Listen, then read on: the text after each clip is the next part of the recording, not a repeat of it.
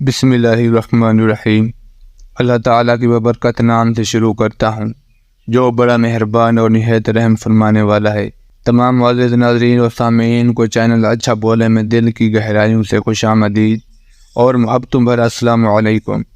معزز سامعین، اس دنیا میں جو انسان بھی آتا ہے اسے موت کا مزہ ضرور چکھنا پڑتا ہے اور اسے قبر کی اندھیری کوٹھڑی میں ضرور جانا پڑتا ہے، چاہے امیر ہو یا غریب، اور بادشاہ ہو یا فقیر، اس نے موت کو گلے لگانا ہی ہوتا ہے اور منو مٹی تلے جانا ہی ہوتا ہے۔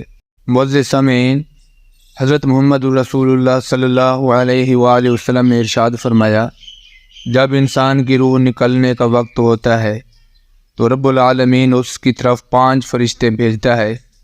پہلا فرشتہ اس انسان کی طرف عین اس وقت آتا ہے جب اس کی روح حلق تک جا پہنچتی ہے تو وہ فرشتہ اسے مخاطب کر کے کہتا ہے، اے انسان، تیرا قوی اور طاقتور بدن کہاں گیا؟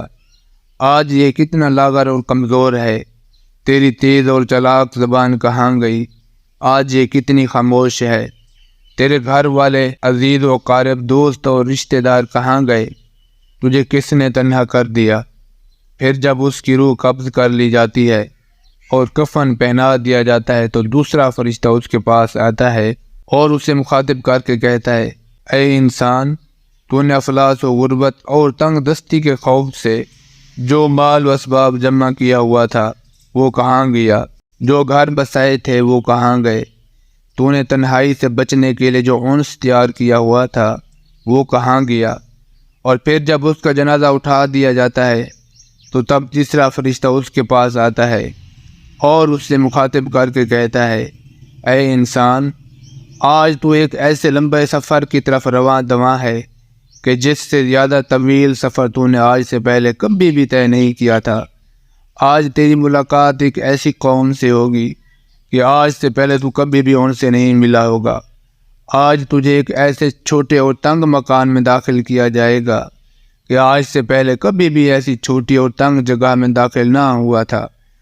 اگر تو اللہ کی رضا پانے میں کامیاب ہو گیا تو یہ تیری خوش بختی ہے، اور اگر اللہ تعالیٰ تجھ سے خفا ہوا تو یہ تیری بدبختی ہے۔ پھر جب اسے قبر میں اتار دیا جاتا ہے تو چوتھا فرشتہ اس کے پاس آتا ہے اور اسے مخاطب کر کے کہتا ہے، اے انسان، کل تک تو زمین کی پیٹھ پر چلتا تھا اور آج تو اس کے اندر لیٹا ہوا ہے۔ کل تک تو اس کی پیٹھ پر ہنستا اور مسکراتا تھا اور آج تو اس کے اندر گریہ ازاری کر رہا ہے۔ کل تک تو اس کی پیٹھ پر گناہ کیا کرتا تھا اور آج تو اس کے اندر شرمندہ ہے۔ اور پھر جب اسے دفن کر کے اس کی قبر پر مٹی ڈال دی جاتی ہے اور اس کے اہل و عیال، عزیز و اقارب، رشتہ دار اور دوست و احباب اسے چھوڑ کر چلے جاتے ہیں تو 5واں فرشتہ اس کے پاس آتا ہے اور اسے مخاطب کر کے کہتا ہے، اے انسان، وہ لوگ تو تجھے دفن کر کے چلے گئے، اور اگر وہ تیرے پاس رک بھی جاتے تو تب بھی تجھے کوئی فائدہ نہ پہنچا سکتے تھے۔ تو نے مال جمع کیا اور اسے غیروں کے لیے چھوڑ دیا۔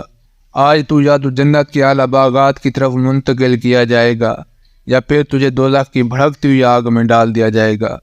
میرے پیارے بھائیوں اور دوستوں، یہ زندگی بہت چھوٹی اور مختصر سی ہے اور اس کا کسی کو بھی کوئی علم نہیں کہ کب ختم ہو جائے، کس وقت، کس جگہ اور کس حال میں موت آ جائے۔ اس دنیا میں ہمارے آنے کا اصل اور حقیقی مقصد یہ ہے کہ ہم رب ذوالجلال کی عبادت کریں اور حضرت محمد رسول اللہ صلی اللہ علیہ وآلہ وسلم کی سیرت پاک پر عمل کریں، نیک اعمال کریں اور اچھے کام سر انجام دیں تاکہ ہم اپنی زندگی کو گناہوں کی دلدل سے بچانے میں کامیاب ہو سکیں۔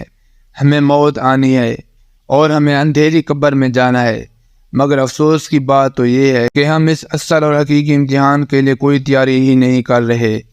ہمارے پاس اپنے ساتھ لے جانے کے لیے کچھ بھی نہیں ہے، لیکن ہمارے پاس وقت ہے، تو ہمیں چاہیے کہ ہم اس دنیا میں زیادہ سے زیادہ نیکیاں اور اچھے کام کریں اور اپنی زندگی اس راستے پر ڈال دیں جس کا ہمارے پیارے نبی حضرت محمد رسول اللہ صلی اللہ علیہ وآلہ وسلم نے ہمیں بتایا ہے۔